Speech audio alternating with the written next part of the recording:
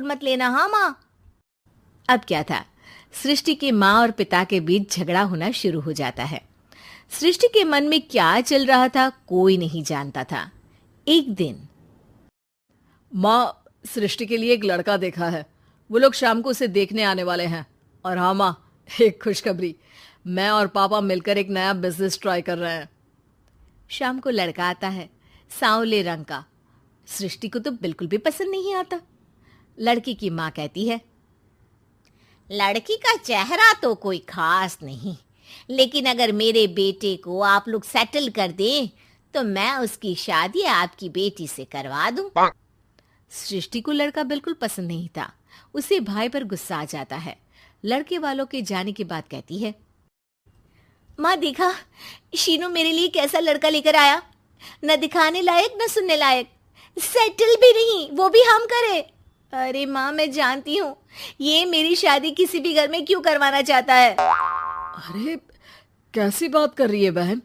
तूने तो देखा ना, लड़के को मैंने ही मना कर दिया तुझसे शादी के लिए।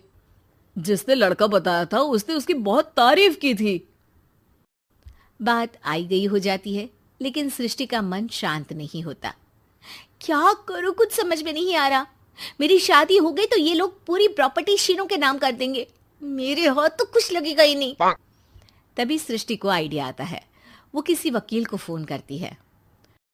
जी देखिए, अगर आपके मम्मी पापा का तलाक हो जाता है तो आपके पिता की आधी प्रॉपर्टी आपकी माँ के नाम हो जाएगी। फिर उसे वो किसी को भी दे सकती है। सृष्टि अब माँ को बेटे के खिलाफ भरती है। माँ, शीनू पर नजर रखा करो। वो जिस लड़की के प्यार में है ना, वो शादीशुदा है। यहाँ आएगी, सारा पैसा, रुपया, जमीन, जायदाद सब हड़प लेगी। पापा का भी हाल तुमसे छुपा नहीं है। ऐसा ना हो कि मैं और आप एक दिन सड़क पर भीख मांगे। हे भगवान, मैं तो जीते जी मर जाऊंगी अगर ऐसा हो गया तो। ऐसा हो गया नहीं माँ, ऐसा ही होगा। अभी समय है, आगे का सोच लो। मैं तो कहती हूँ पापा से आधी प्रॉपर्टी लेकर अलग हो जाओ। पापा की आधी प्रॉपर्टी भी हम लोगों को अगर मिल जाती है ना, तो अगले 7 जन्म सफल समझो। बेचारी माँ बेटी के कहने पर पति से तलाक लेकर अलग हो जाती है। सृष्टि अब पैसों से गाड़ी और अपने दूसरे महंगे शौक पूरे करने लगी। उसके दोस्त भी उसके पैसे इस्तेमाल करते। सृष्टि, कल तुम कहाँ थी? मैं सारा दिन घर पर अकेली थी। तो मैं क्या करूं? मैंने ठेका तो नहीं लिया है ना तुम्हें संभालने का। माँ को सृष्टि से ये उम्मीद नहीं थी। वो बैठकर रोने लगती है।